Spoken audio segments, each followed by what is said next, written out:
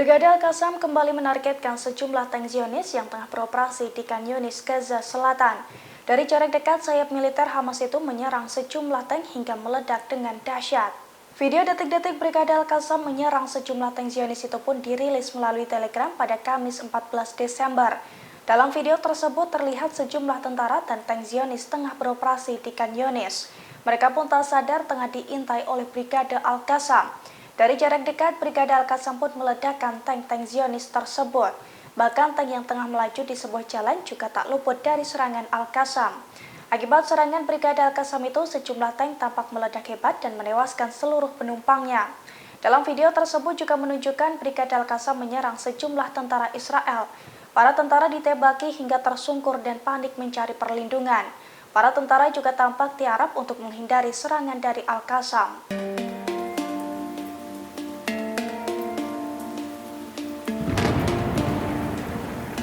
Perlawanan Irak semakin beringas meluncurkan serangan ke posisi Amerika Serikat.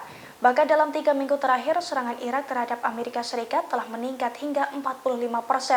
Terbaru, Irak juga menyerang ladang gas Conoco milik Amerika Serikat di Suriah hingga menimbulkan kerugian besar. Dilansir dari Al-Mayadin, serangan tersebut diluncurkan perlawanan Islam Irak pada Rabu 13 Desember. Pasalnya, perlawanan Irak meluncurkan serangan sebanyak 2 kali dalam kurun waktu 1 jam. Akibatnya, ladang gas Conoco pun meledak dengan dahsyat. Namun belum ada informasi lebih lanjut soal ada atau tidaknya korban jiwa dalam serangan tersebut. Terkait serangan ini, pihak Amerika Serikat juga belum memberikan tanggapan apapun. Namun sebelumnya, Pentagon mengungkapkan bahwa serangan ke posisi Amerika Serikat di Irak dan Suriah telah meningkat hingga 45% dalam 3 minggu terakhir. Diketahui selain ladang gas Conoco, perlawanan Irak juga menyasar pangkalan militer Al-Sadadi di Suriah, termasuk pula pangkalan pendudukan Tang dan juga pangkalan pendudukan lainnya di Kem Rukban.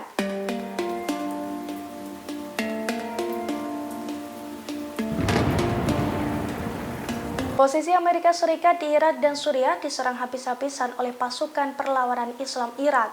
Bahkan dalam 3 minggu terakhir, serangan terhadap personil Amerika Serikat di Irak dan Suriah juga meningkat dengan drastis. Sejumlah pangkalan militer Amerika Serikat pun remuk akibat serangan dari Irak. Dilansir dari Al-Mayadin pada Kamis 14 Desember, hal itu diungkapkan langsung oleh Pentagon dalam sebuah pernyataan. Menurut Pentagon, serangan ke posisi Amerika Serikat meningkat hingga 45% dalam 3 minggu terakhir. Akibat serangan tersebut, Amerika Serikat pun mengalami kerugian yang cukup besar. Pernyataan Pentagon itu pun senada dengan pengakuan perlawanan Irak yang terang-terangan mengakui bahwa pasukannya menargetkan Amerika Serikat. Pasalnya, serangan bertubi-tubi yang mereka luncurkan merupakan bentuk dukungan terhadap Palestina. Diketahui pada Rabu 13 Desember kemarin, perlawanan Irak juga kembali menggempur posisi Amerika Serikat, di mana pasukannya meledakkan ladang gas Conoco di Suriah 2 kali dalam kurun waktu 1 jam. Selain itu, pasukan Amerika Serikat di pangkalan Al-Sadadi di Suriah juga menjadi sasaran empuk Irak.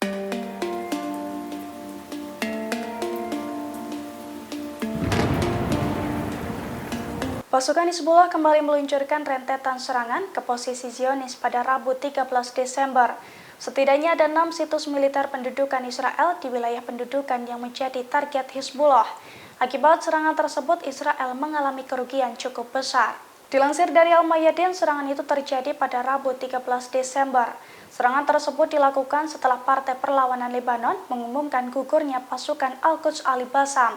Adapun 6 serangan ke situs militer itu diluncurkan Hizbullah mulai pukul 13.45 waktu setempat, di mana Hizbullah meluncurkan roket Burkam kaliber tinggi ke situs militer Al-Malikiyah di Lebanon yang diduduki oleh Aitaron dan Blida. Lalu Hizbullah melakukan serangan langsung ke Ramiyah di distrik barat. Serangan dilanjutkan di dekatnya, yakni ke Barak Somera yang terletak di kota Tarabika. Pada pukul 14.12 waktu setempat, Mujahidin menyerang situs maritim Israel di Ras Al-Naqaura. Serangan itu pun diklaim tepat mengenai sasaran dan menimbulkan kerugian cukup besar. Sore harinya, Hizbullah melakukan 2 operasi simultan yang menargetkan tentara pendudukan Israel yang ditempatkan di sekitar lokasi militer Al-Daryahah dan juga Manara.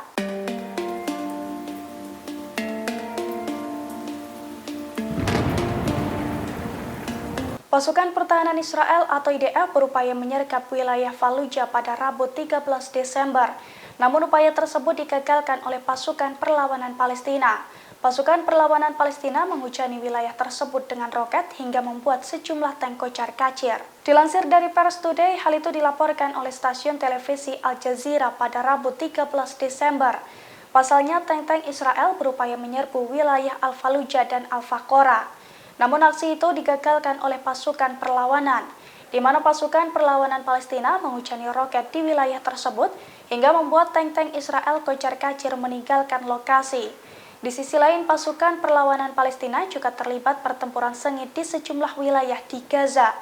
Dari pertempuran tersebut, pasukan perlawanan Palestina mengklaim berhasil membuat Israel rugi besar. Israel dikabarkan kehilangan 7 tank, 3 pengangkut personel, dan 5 kendaraan militer.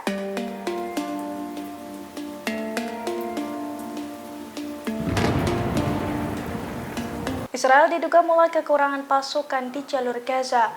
Dugaan itu muncul seusai IDF memanggil batalion tempur wanita Israel Karakal di jalur Gaza. Padahal pasukan tempur tersebut sudah pernah dikalahkan dan dikepung oleh pasukan Hamas dalam pertempuran sebelumnya. Dilansir dari tribunnews.com pada Kamis 14 Desember, hal itu diungkapkan oleh salah satu komandan batalion Karakal. Menurutnya, batalion Karakal menerima perintah dari Komandan Batalion Al-Fat untuk membentuk tim wanita untuk melaksanakan kegiatan khusus di jalur Gaza.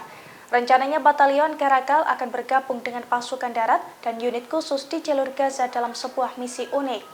Meski rinciannya dilarang untuk dipublikasikan, Mayor Shira mengatakan batalionnya bertugas untuk mendukung manuver pasukan Israel di dalam jalur Gaza. Perwira tentara Israel menjelaskan para tentara dari batalion Karakal berdiri di garis depan pertempuran. Diketahui batalion Karakal sendiri sebelumnya sudah pernah bertempur langsung dengan Hamas. Namun para tentara wanita tersebut dilaporkan terperangkap dalam kepungan militan Hamas.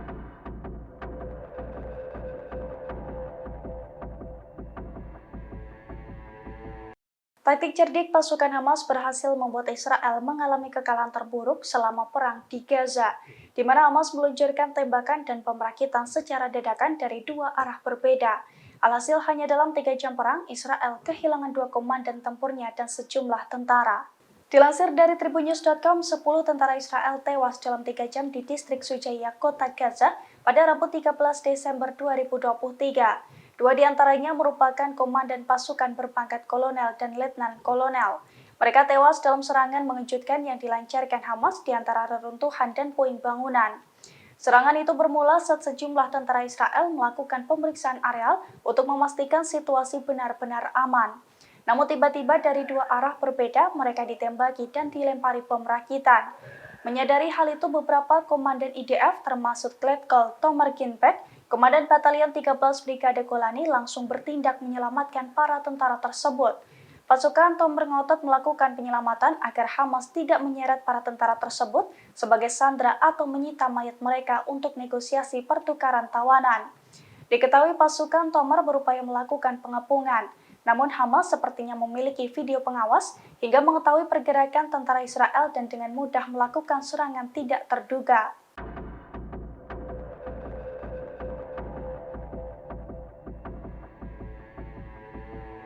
Aksi pemboikotan Yaman terhadap kapal-kapal yang menuju Israel berdampak besar bagi ekonomi Israel.